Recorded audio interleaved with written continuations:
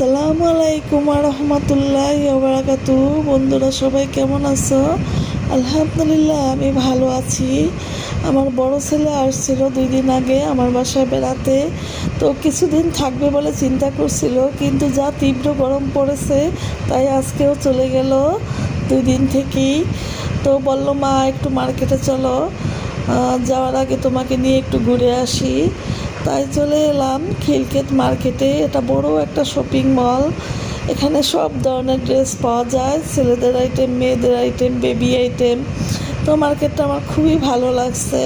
এখানে এই 3 পিসগুলো 3000 টাকার উপরে, যদিও দাম একটু বেশি, কিন্তু কাপড়গুলো খুবই সফট এবং নরম, খুবই সুন্দর। আর আমি আমার নাতিদের জন্য কিছু ড্রেস কিনেছি।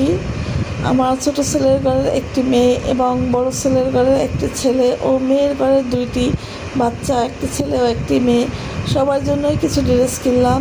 আর আমার বড় ছেলে ও নিজের জন্য কিছু ড্রেস কিনে নিয়ে এলো।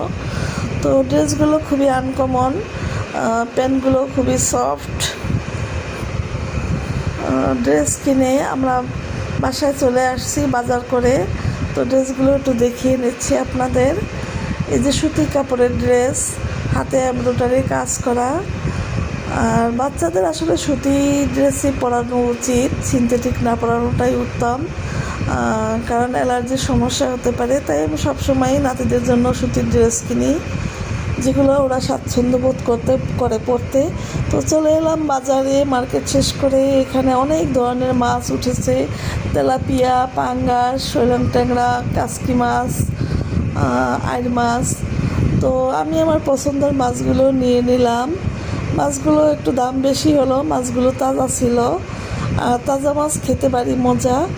এখানে পাঙ্গাস মাছ, শৈলং ট্যাংরা এবং কাসকি মাছ, আর সাথে তেলাপিয়া মাছ, এগুলো আমি কিনেছি বড় ছেলেকে রান্না করে দিব। তাই আলহামদুলিল্লাহ, সবাই আমাদের জন্য দোয়া করবে।